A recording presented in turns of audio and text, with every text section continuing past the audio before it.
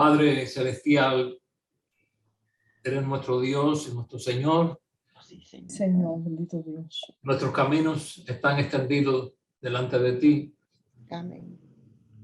Y sabemos que nada se escapa, Señor, ante tus ojos.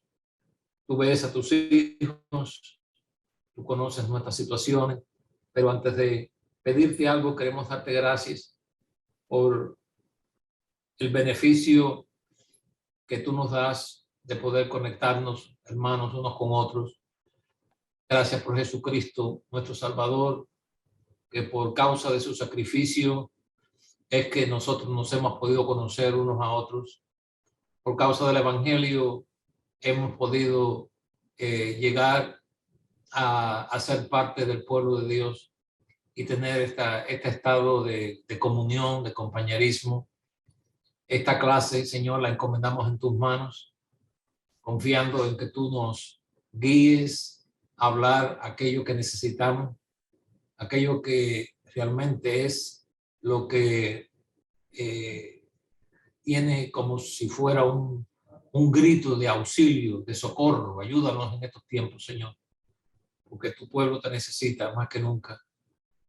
Rogamos que seas con aquellos hermanos que están tratando de entrar, que tú le abres el camino y se lo hagas posible. En el nombre de Jesús. Amén.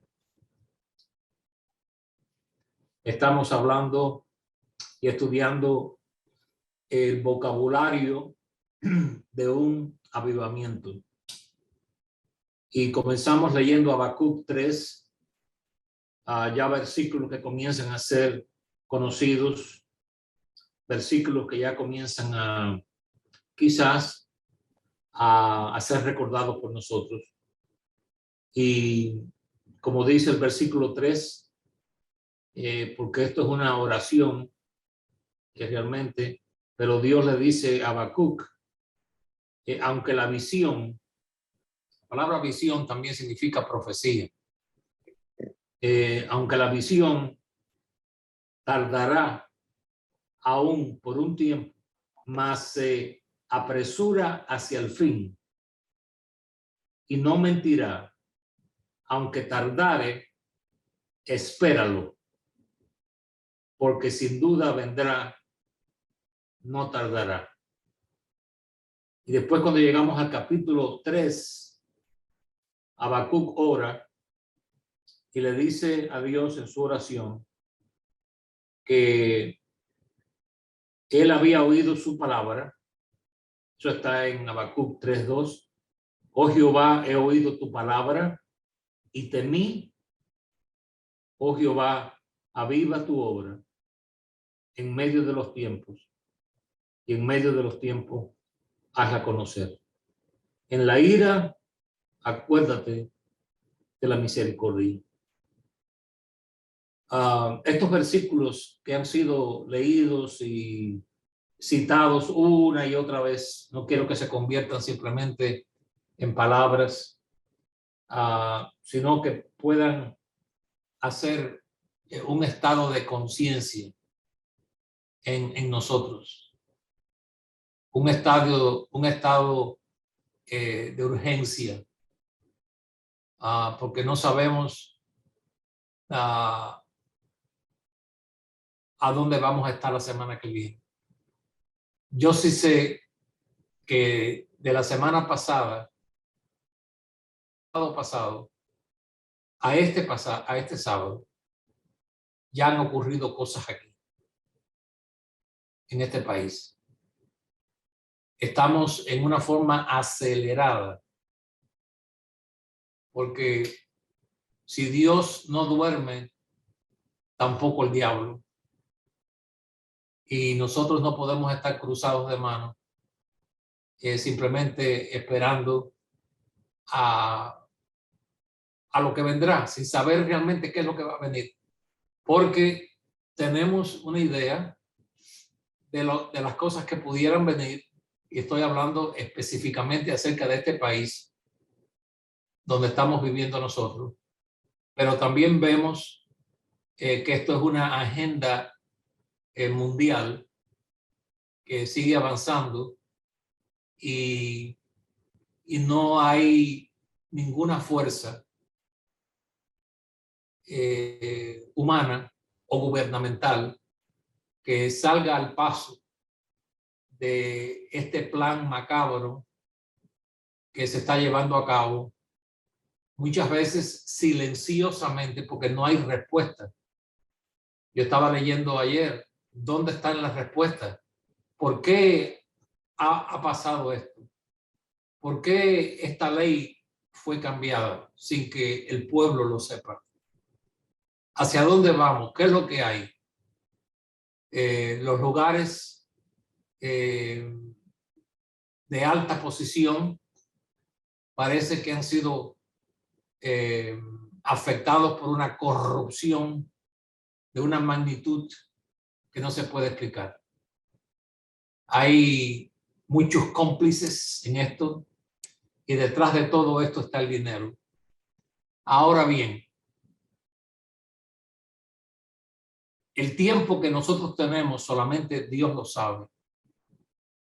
No sabemos hasta cuándo, no sabemos qué es lo que va a pasar en los próximos meses, en el próximo año que viene. Sí sabemos una cosa, nos es urgente hacer conciencia de que necesitamos seguir en pos de una manifestación de Dios para que ayude a la iglesia no solo a sobrevivir, sino a poder ganar algún terreno. Porque por muchos años hemos estado sobreviviendo. No sé si la palabra esa en español está correcta, o se dice superviviendo, no sé. Ustedes me pueden corregir, ya yo le he dicho en muchas ocasiones. Pero nosotros no podemos, la iglesia no fue hecha para sobrevivir. Las puertas del infierno no prevalecerán contra ella. Entonces, oímos predicar de que no importa cuánto el enemigo ataque a la iglesia va a poder mantenerse. Porque entonces citan esa escritura, que las puertas del infierno no prevalecerán contra ella. Pero es que estamos leyendo el versículo mal. Porque el versículo no está hablando de que el mundo nos está atacando a nosotros, sino que la iglesia no hay quien la va a poder parar. Las puertas del infierno amén, amén, no podrán prevalecer, no podrán mantenerse en pie. Esa es la idea. Eso es lo que Dios quiere.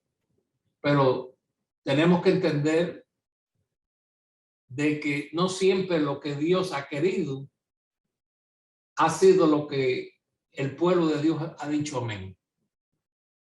Yo estaba leyendo en esta mañana en el libro de Josué y estaba leyendo cuando comienza la distribución de la tierra de Canaán, lo que le perteneció a cada uno y demás, y demás, y demás.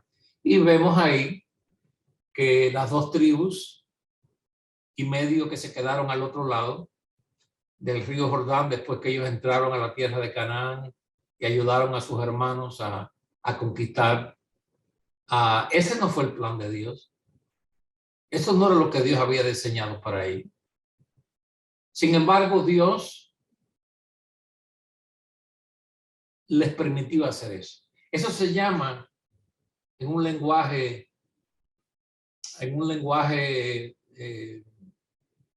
espiritual, en un lenguaje teológico, la voluntad permisiva de Dios. No es mi voluntad, pero te lo voy a permitir. Entonces, nosotros tenemos un papel que llevar a cabo en esto. Y ahí es donde viene el valor de estas escrituras, de esta clase, porque tenemos que ir en pos de esto. Tenemos que ir en pos de esto. Y yo creo Yo creo realmente que nada se le escapa de Dios.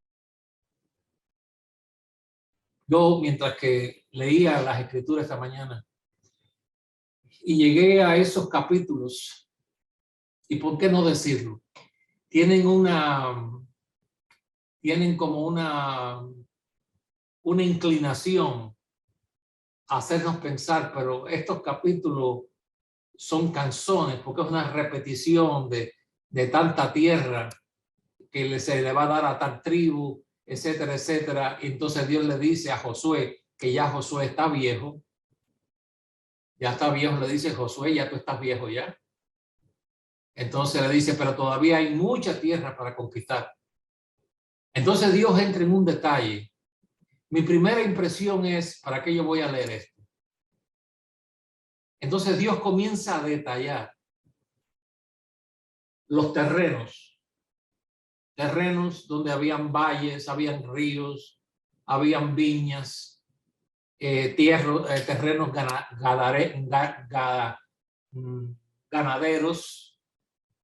Recuerden de David cuando David habló de los toros de Basán, el área de Basán que era una área excelente, una zona excelente para criar ganado. Bueno, entonces cuando yo comienzo a leer todas estas cosas, mientras que estoy leyendo acerca de ríos, de montañas, de nombres inclusive, y yo digo, ¿por qué está esto aquí? Esto es lo que yo saco. Esto es lo que yo saco. Y yo me digo a mí mismo, si Dios sabía el nombre de cada tribu, no de las naciones, porque naciones habían 7, pero había muchas tribus que estaban independientes, que retenían tierras. Y yo decía para mí, si Dios sabe el nombre de todos estos valles, de todos estos ríos, de todos estos terrenos, por nombre, que Josué ni los conocía, esos nombres. Yo digo para mí, ¿qué se le escapa a Dios? ¿Qué es lo que a Dios se le escapa? Nada. Y yo decía también para mí, si Dios conocía el nombre o los nombres de las ciudades, de los reyes, de estas tribus, de los pueblos, de las tierras, ¿y para qué servían esas tierras? Yo pregunto, ¿pasamos nosotros inadvertidos?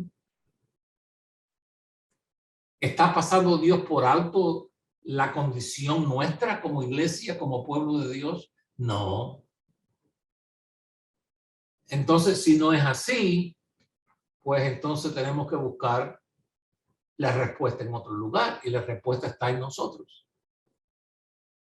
¿Qué es lo que nosotros estamos dispuestos a hacer? ¿Hasta dónde estamos nosotros dispuestos a ir? ¿Cuánto nos interesa esto a nosotros? Porque yo he visto a través de mi vida y lo sigo viendo, que en lo que nosotros nos preocupamos, prestamos atención. El músico prepara su instrumento, lo afina, el que tiene la guitarra, el que tiene o cualquier otro tipo de instrumento, lo afina, lo prepara bien, prepara la acústica, se llama, para el sonido, todo lo prepara. El que es carpintero, pues prepara sus herramientas, el que es mecánico, etcétera, etcétera, lo prepara todo.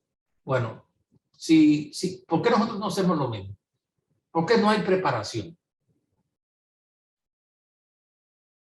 Y no es que no la haya, yo sé que la hay, pero la minoría es tan ínfima, tan pequeña, que no se ve realmente lo que debiéramos ver hoy. Entonces, en el vocabulario de este avivamiento, la primera palabra que tratamos fue la de un despertar. Despertar a nuestra responsabilidad, despertar a nuestra necesidad, a despertar a nuestra sí, a nuestra responsabilidad en buscar, como no hemos buscado anteriormente, a afinar, como yo diría, la puntería. Hay dos tipos, bueno, hay muchos más ya, pero en el tiempo antiguo había dos tipos de rifles. Uno era la escopeta, que tenía perdigones, y salía cuando usted tiraba, salía así y agarraba un espacio bastante grande. Pero el rifle era una bala. Y para matar a un animal había que tener una puntería muy buena. La escopeta, como hacía así, podía agarrar, bueno, si agarraba una paloma, era difícil comérsela porque estaba llena de perdigones. Pero si era un rifle, el que usaba el rifle tenía que tener una puntería pero muy específica, muy clara, muy determinado todo, para poder dar en el centro. Entonces, nosotros tenemos que hacer con nuestra oración lo mismo. No podemos estar orando oraciones de tipo escopeta por todas las partes. Oraciones, alguien dice, pero tenemos que ser organizados para orar. Lea las oraciones en la Biblia. Tiene que haber un patrón. No podemos orar por todo el mundo. Y le voy a decir por qué. La fe suya no aguanta para orar por todo el mundo. Primeramente, ¿cómo usted va a orar con fe por aquellos que ni usted ha oído de ellos? Y hay pueblo de Dios, yo creo que en todas las naciones. El que usted no los conozca o yo no los conozca, no quiere decir que no existen. Entonces, la oración estilo escopeta es, hermano, los hermanos que están por allá por el continente tal, hermano, Dios está al tanto. Tenemos que orar por aquellos, hermanos, que está a nuestro alcance. Que está a nuestro alcance. Y yo creo que ese tipo de oración es la oración que necesitamos hoy, porque hemos tratado lo otro y lo otro no funciona. No vemos el fruto realmente. Así podemos medir si vale la pena o no vale la pena. Entonces, este despertar nos es recordado a través de la Biblia en las expresiones de es tiempo de despertarnos del sueño, es tiempo de despertarnos de nuestra condición y despertemos. Eso ya lo estudiamos, lo leímos. La segunda palabra es la palabra quebrantamiento. Quebrantamiento. Cuando Dios nos conquista,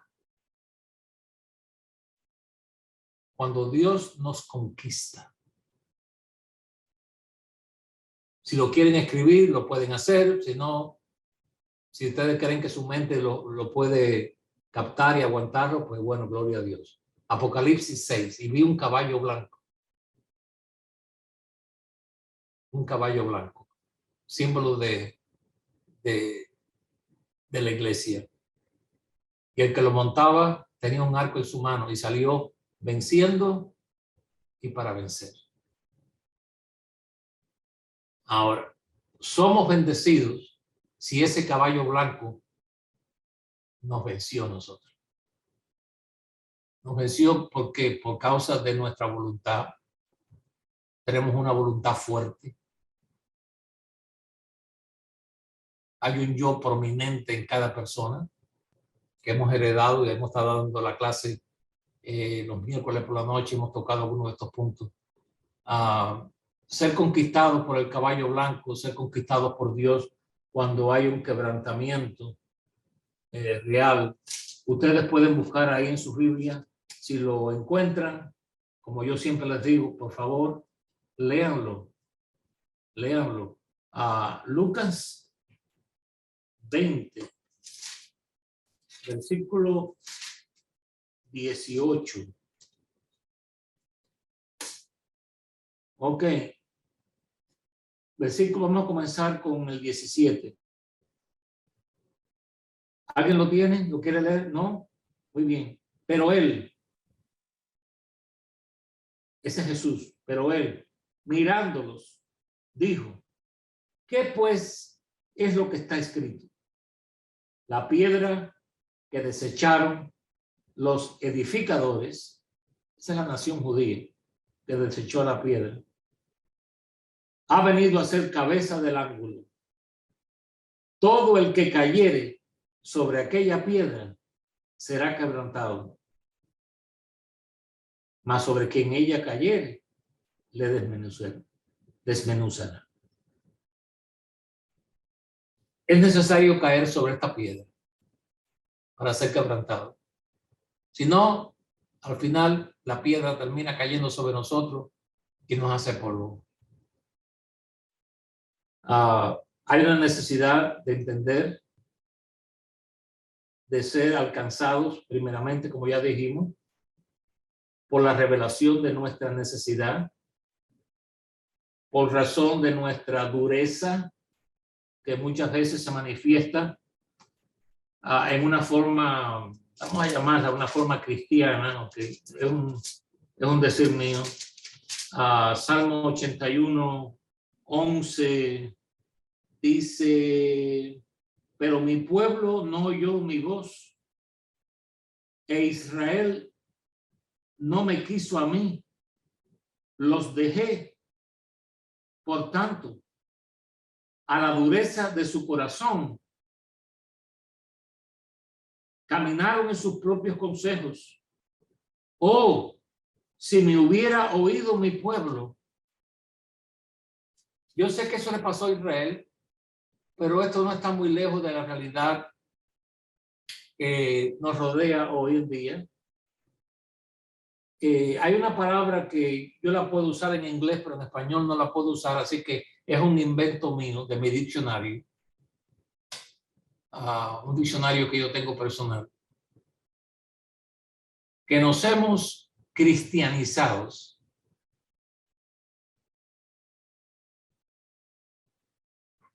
Nos hemos hecho religiosos profesionales. Y como decía el Señor, con su boca me adoran o me alaban, pero su corazón está muy lejos de mí. No podemos tener en este caso pues, agendas personales. No tenemos que esforzarnos para simplemente probarle a alguien o a nosotros mismos que tenemos algo que probar. El peso por este avivamiento pesa de tal manera que quita todo lo que puede existir de orgullo religioso. Nos va a quitar toda esa autosatisfacción que sentimos. Va a quitar toda la lástima propia que muchas veces desplegamos. Pobrecito yo. No, nadie me entiende, nadie me comprende. Todo esto es arrastrado cuando somos quebrantados delante de Dios. Porque muchas veces oramos y decimos, Señor, quebrántame. No, Dios no nos va a quebrantar. Usted quebrántese. Quebrantémonos nosotros. Caigamos sobre la piedra. Y eso se dice muy fácil hasta que nos tiramos de rodillas y determinamos que nos vamos a quebrantar. Es muy fácil decir, Señor, quebrántame, pero cuando nosotros atacamos al yo, al ego, la lucha es tan real que a veces toma un tiempo, no porque Dios no está oyendo, es para nosotros poder atravesar esa costra, esa capa que a través de los años ha ido pegándose a nosotros. Esa satisfacción de sentirnos como que no tenemos que ir profundizarnos. Y la razón por la que esto es tan importante es porque el deseo ferviente de ver la gloria de Dios realmente y de ver a Dios trabajar va a consumir todo ese sentir de que qué bien lo estoy haciendo. Al contrario, nos vamos a sentir peor. Porque mientras más nos acercamos a Dios, pues más vemos nuestra falta. Mientras más vemos la perfección de Dios, más incómodos nos sentimos. Y cuando llegamos a ese momento en nuestra vida donde comenzamos a sentirnos incómodos, quiere decir que estamos ya en el trayecto correcto, porque ahí comienza todo. Dios es atraído al quebranto. ¿Tenemos versículos para eso? Seguro. Salmo 51, versículo 17. Yo creo que ustedes son rápidos también. Los sacrificios de Dios son el espíritu quebrantado. Al corazón contrito y humillado no despreciarás tú, oh Dios. Amén. Ok, entonces Dios es atraído ¿a qué? Al quebrantamiento. Al corazón que se contrista. Al corazón que dice como aquel siervo que le dijo a su señor, después que trabajó todo el calor, bajo el calor del día, que viene a la casa del amo. Y entonces cuando llega a la casa del amo, en vez de él comer, bañarse y demás, atiende entonces al amo. Le sirve la comida, le hace todo lo que tiene que hacer. Y después para último se queda él y dice, ¿qué dice él? Qué bien lo hice. ¿Cuáles fueron las palabras del siervo? Siervo inútil. Ahí está. Vuelvo a repetir. Mientras más nos acercamos a Dios, más sentimos ese sentir de bajar nuestra cabeza y avergonzarnos. Eso fue lo que le pasó a Isaías.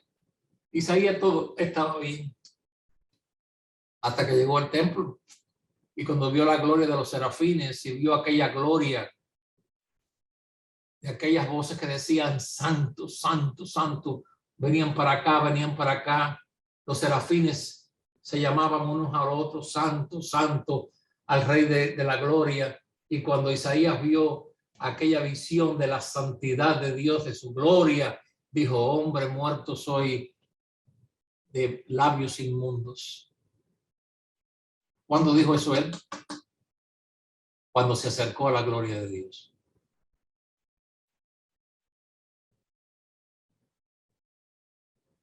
Es muy difícil mantenernos con una confianza propia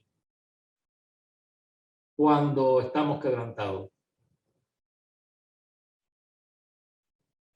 No caminamos erguidos, mis queridos hermanos. No caminamos con el cuello erguido y mirando hacia el frente cuando usted tiene una pierna que casi no puede caminar. Cuando usted tiene un quebranto en una rodilla o en un pie, usted mira hacia abajo. Porque tiene que tener cuidado. Ya usted no está confiando en usted. Eso lo digo por experiencia propia. Yo antes caminaba y yo no miraba donde yo iba a pisar. Bueno, sí, tiraba así una mirada así, pero ahora yo tengo mucho cuidado donde yo pongo el pie. ¿Por qué? Bueno, tengo mis condiciones, tengo mis situaciones físicas. Ya no tengo confianza en mí. No tengo confianza en mi vitalidad, en mi juventud. Se esfumó. Entonces, espiritualmente, existe esta situación donde ya esa actitud nuestra, usted ve cuando hay cristianos, vamos a llamarle cristianos, ¿ok?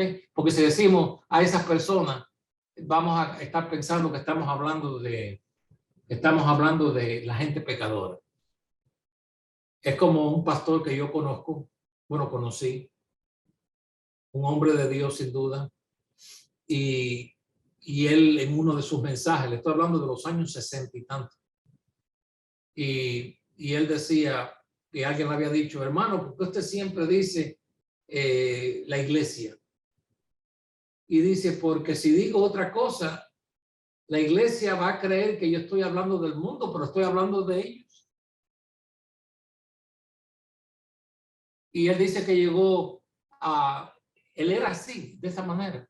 Él llegó a un lugar, lo estuvo predicando varias noches y le dijo al pastor, escuchen, le dijo al pastor y a la iglesia, ese letrero que está allá afuera, que dice Iglesia de Dios, debían de quitarlo y poner Iglesia de Dios bajo construcción.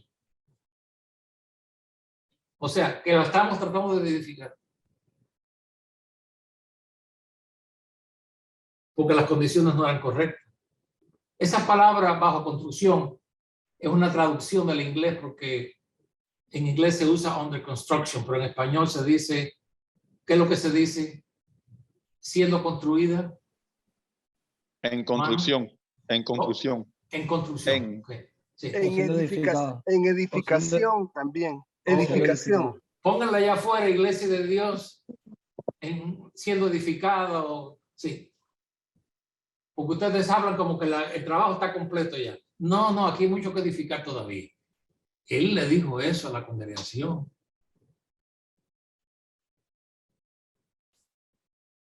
Él dice, estas cosas me hacen sentir a mí inquieto. Bueno, esa es la meta. Esa es la meta. Así que tenemos primeramente despertar. Segundo, quebrantamiento.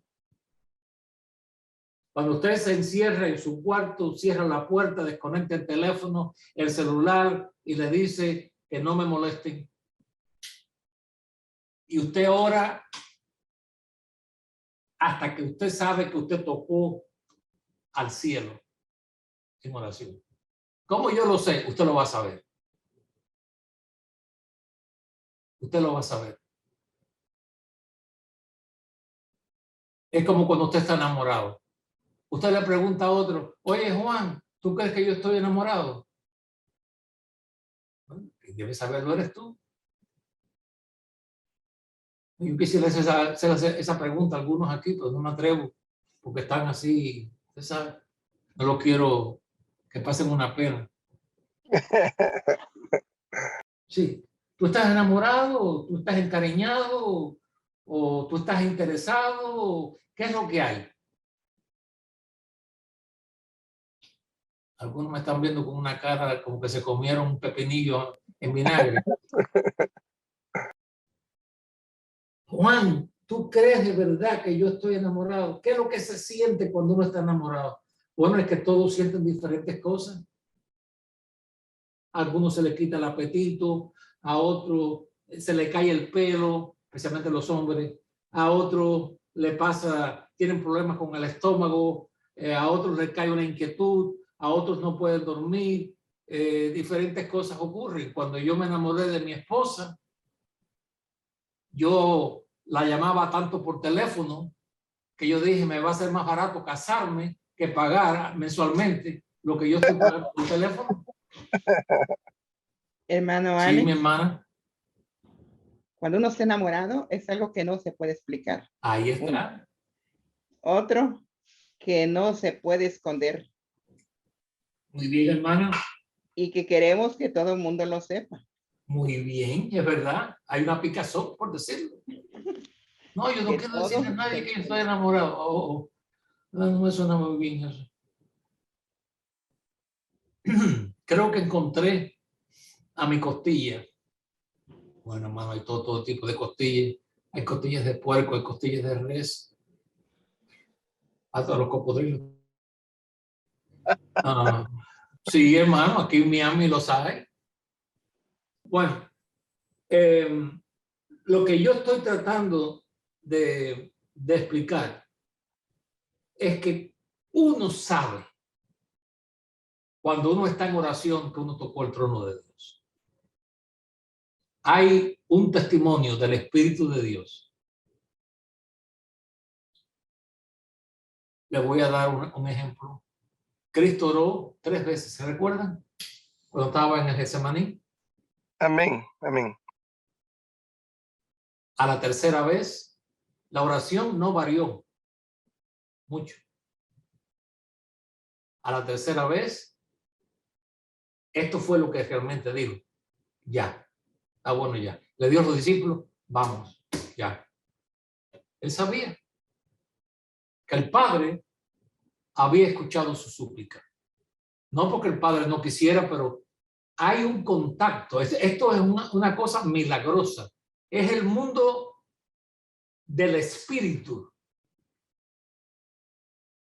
Y como vivimos en esta jaula de carne, pues no siempre es fácil atravesar esta cubierta de carne que llegue al espíritu, porque estamos llenos de tantas necesidades, tantas situaciones. Estamos rodeados de problemas, especialmente en estos tiempos que vivimos. Yo creo que cada generación ha dicho lo mismo. No quiero caer en el error, porque hermanos, si hubo un tiempo que necesitábamos a Dios, es ahora, pero es que eso lo han dicho las generaciones anteriores. Pero esta es la nuestra.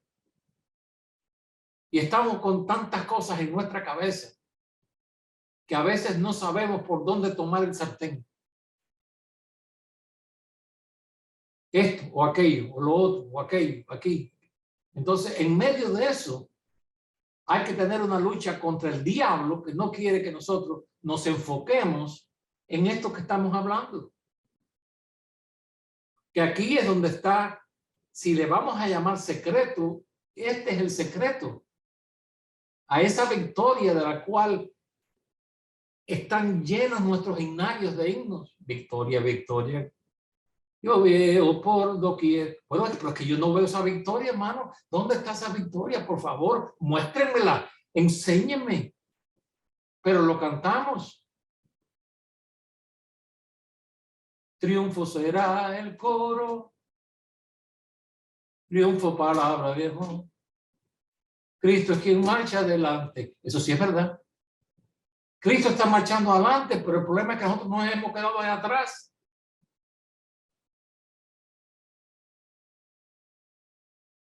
Y yo pienso que cuando, este soy yo, ¿no? Que cuando él mira hacia atrás, ¿dónde está mi pueblo?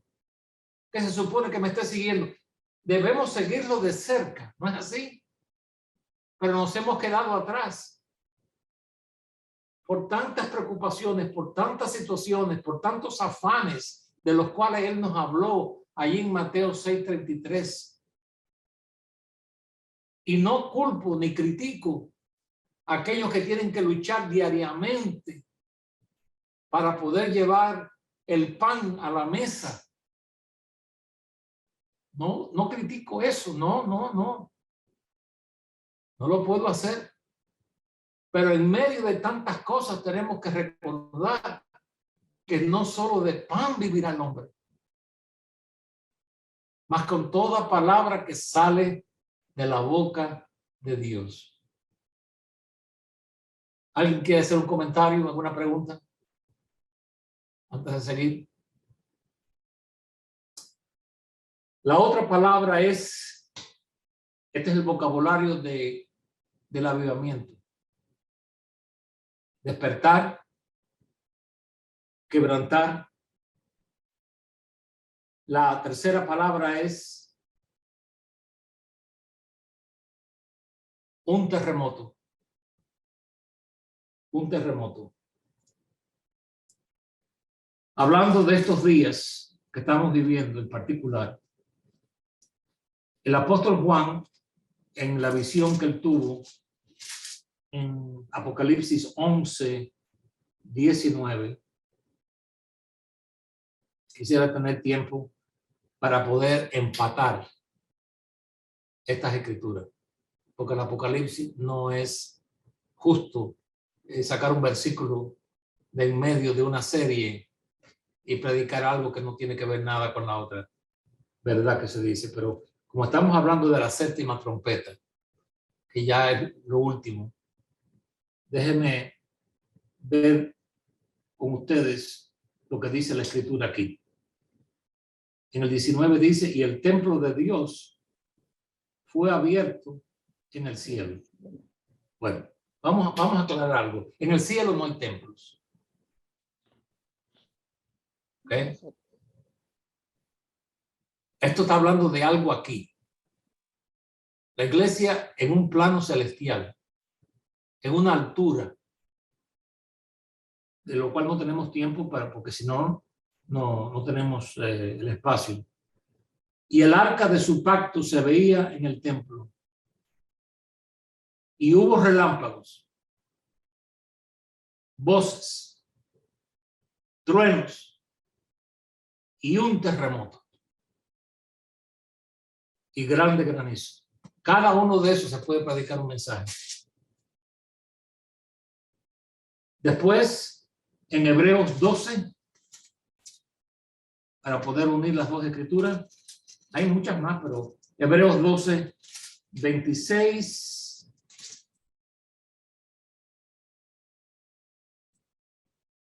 Refiriéndose también a los últimos días, hablando aquí de Cristo. Vamos a comenzar con el 25, 26. Sí, uno de ustedes. Mirad que no desechéis al que habla, porque si no escaparon aquellos que desecharon al que los amonestaba en la tierra, mucho menos nosotros, si desecháremos al que amonesta desde los cielos, la voz del cual conmovió entonces la tierra, pero ahora ha prometido, diciendo, aún una vez, y conmoveré no solamente la tierra, sino también el cielo. Ahí está. ¿Qué pasa en un terremoto? Cosas son movidas. Las Todo cosas son movidas. sale del lugar, todo. Hay cosas que se rompen. Amén. Hay cosas que son movidas de un lugar para otro. Y hay cosas que mover, hermano. Estas cosas tradicionales en las que han existido por años y años y años, un molde del cual no queremos salir, porque eso fue lo que yo aprendí, eso fue lo que me enseñaron. Bueno, hermano, ¿quién te lo enseñó? ¿Te lo enseñó el Espíritu de Dios? ¿Te lo enseña la palabra? ¿O estamos hablando de aquí algo que tú heredaste? Costumbres heredadas que hoy taponean el fluir del Espíritu de Dios.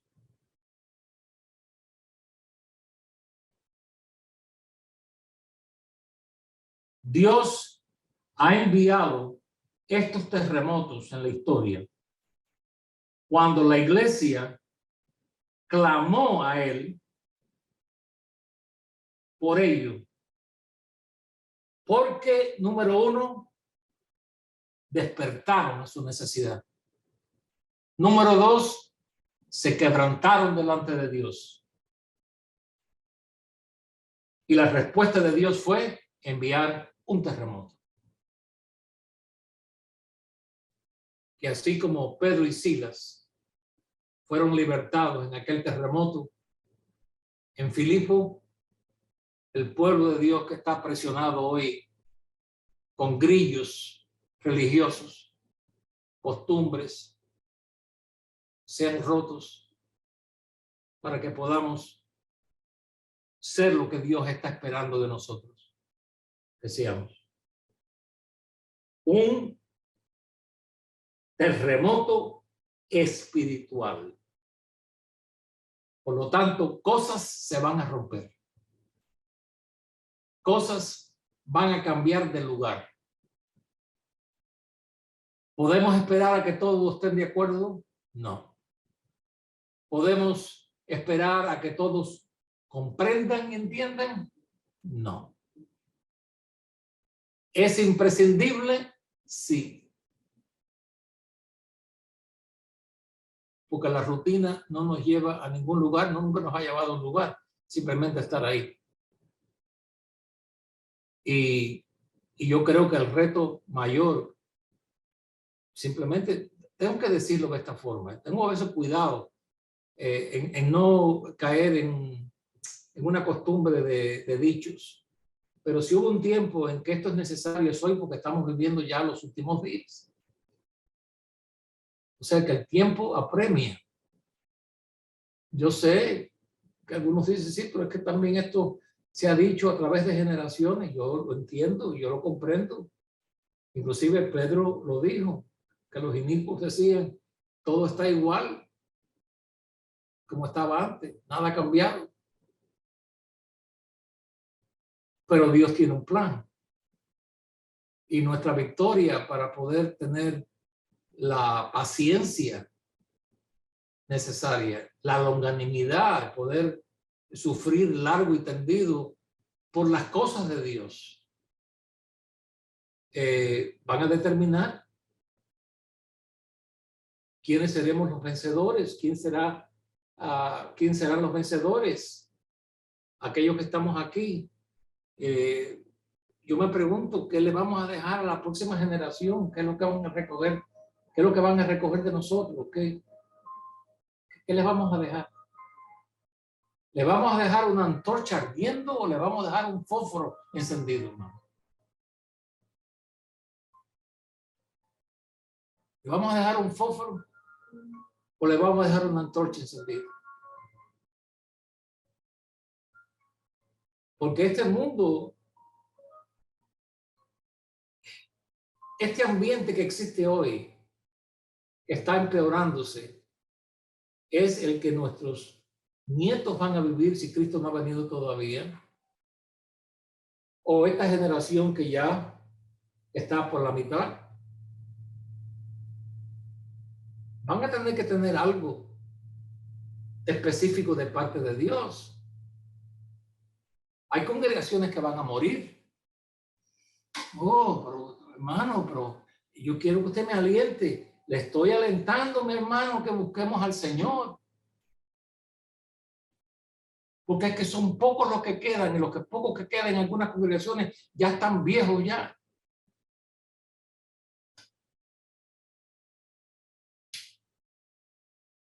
¿Dónde están los misioneros que están yendo a diferentes lugares a predicar allá en el siglo XIX, cuando países como Estados Unidos, Inglaterra y otros países enviaban misioneros como si fuera, yo no sé ni cómo explicarlo, era una continuación. Casi todos los libros que yo tengo de misioneros. Eso no hay hoy, eso se acabó ya, hermano. Ya eso no existe. Yo tengo un libro que yo quisiera que ustedes, bueno, yo menciono mucho los libros, ustedes saben ya, donde estos dos jóvenes tuvieron un peso tan grande en su corazón por ir a una de las islas del Caribe. Ellos estaban en Europa, pero había venido un esclavo que se había escapado y había llegado a Europa, y en una de las congregaciones blancas dejaron que él testificara. Él se quitó la camisa y enseñó las marcas de los latigazos que él había sufrido. Y entonces él explicó cómo en esa isla habían miles de esclavos que no salían. Una vez que llegaban ahí morían.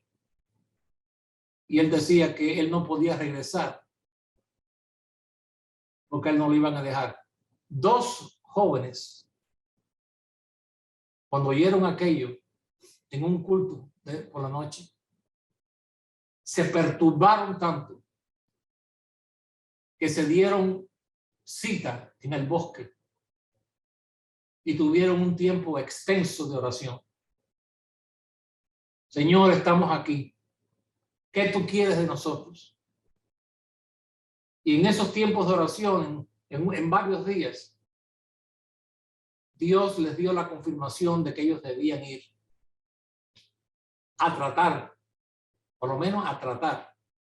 Fueron, escuchen ahora, por eso es que siempre, no siempre, el que uno tenga el título de líder está hablando con la boca de Dios. Los líderes de la congregación, los ancianos, le dijeron: no, hermano, ustedes no tienen lo que ustedes necesitan.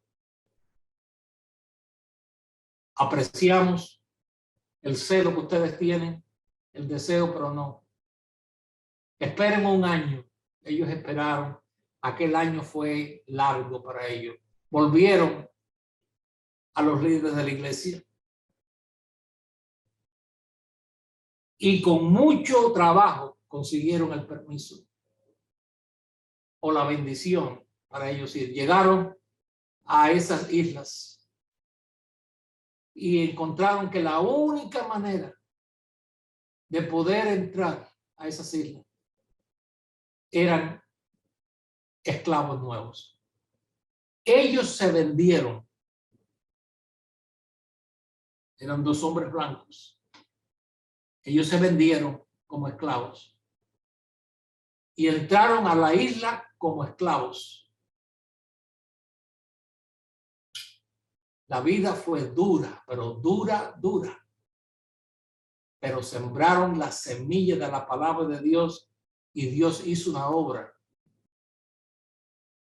en una cantidad de personas que fueron salvas en esa isla.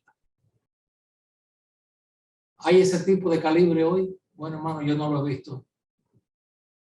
Y no estoy diciendo que ellos son los únicos, pueden haber otros, pero yo tengo tantas biografías que pusieron a sus familias, expusieron sus vidas, expusieron a sus hijos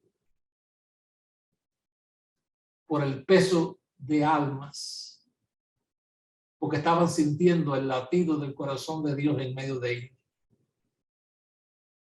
Por esas cosas se terminaron. Yo me recuerdo en los años 60 y tanto, cuando teníamos convenciones aquí en Estados Unidos, que siempre se dedicaba un tiempo, esto yo lo he dicho en varias ocasiones, pero quizás alguien no lo oyó, donde siempre había un tiempo para hablar del trabajo misionero, la ayuda a los misioneros y demás, y cuando se hacía el llamamiento al altar, allí no cabían los jóvenes en el altar de punta a punta, llorando, dedicando sus vidas para que Dios los usara en diferentes lugares.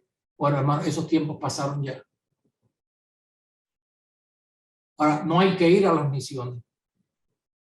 Las misiones han venido a Estados Unidos, México, Honduras, El Salvador, Ecuador. Amén. Están aquí. Dios nos trajo a esas culturas aquí. ¿Y usted cree que hay personas que tienen un trabajo dedicado para alcanzar a esos de otro idioma? No. Estamos satisfechos con nuestros culticos, con nuestras cancioncitas y nuestras oracioncitas.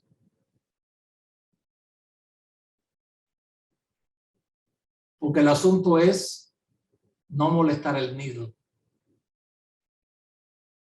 Si me cuesta mucho trabajo, no. Si tengo que esforzarme, no. Si tengo que sacrificarme, no. Y esa es la condición que vemos. Y yo no sé, ustedes que están en otros países, si ustedes ven algo parecido, porque el interés mayor es yo y yo.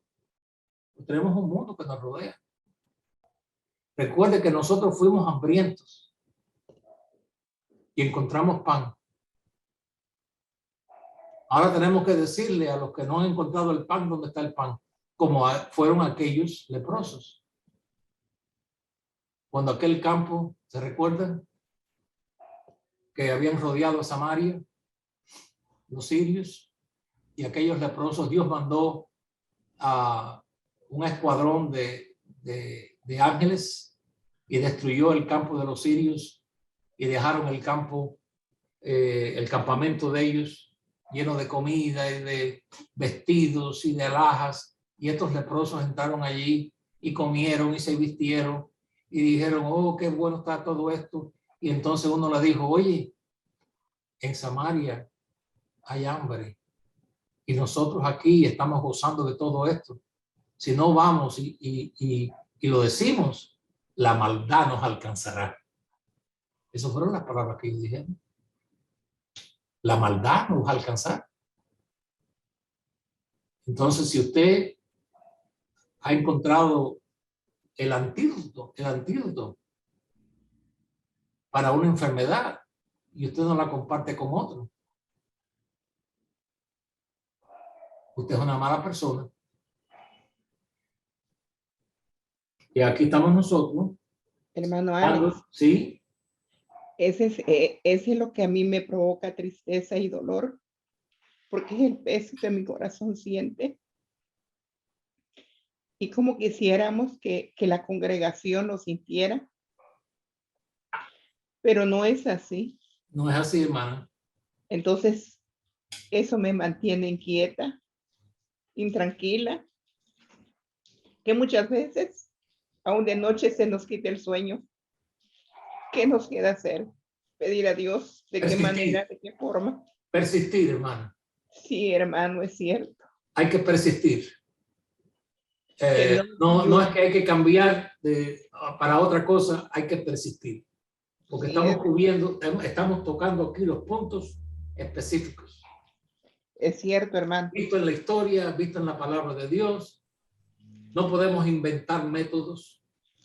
Es una tentación muy grande para la iglesia hoy en día inventar cosas seculares del mundo y traerlas, ¿no? Para que la juventud del mundo venga, la gente del mundo venga. ¿Pero para qué? ¿Para entretenerse? Hermano Alex, ¿qué hace un miembro? Un miembro, no estaba hablando de un diácono, de bastante, simplemente un miembro, cuando ve cosas que están fuera del orden, que están fuera de lo que se predica, ¿ok? Cuando ve este tipo de cosas, ¿cómo se maneja eso, hermano? Oración.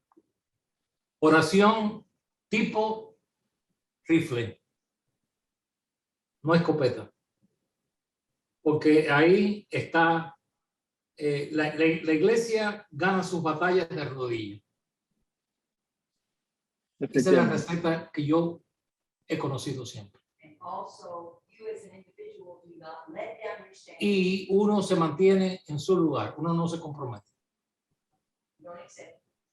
Uno no acepta el status quo en el corazón. Uno se mantiene en su lugar, uno no tiene que crear problemas o decir esto, decir lo otro, porque también eso puede despertar otra cosa que no es saludable, pero la batalla se gana de rodillas, en convicciones. Amén, amén. Que yo he pasado por experiencias que confirman lo que yo estoy diciendo. Hay un tiempo, y que en inglés se llama there's a timing, o hay un tiempo en el que Dios comienza a hacer su obra. Por eso es que Dios le dijo a Habacuc, cuando Habacuc trae la queja a Dios, le dice, aunque se tarde la profecía, espérala, porque llegará. Yo me recuerdo hace un tiempo atrás que alguien vino a mí y yo le dije a esta persona, espera. Ay, pero espera. Tenemos que esperar en Dios. Vuelvo a lo que estaba diciendo. Si Dios conocía todos estos valles, todos estos ríos, todos los rincones de la tierra prometida, conocía todos los valles donde estaba cada uno, ¿cómo Dios no va a saber y conocer las situaciones que nos rodean? Pero Él quiere ver que nosotros sentimos peso por esto.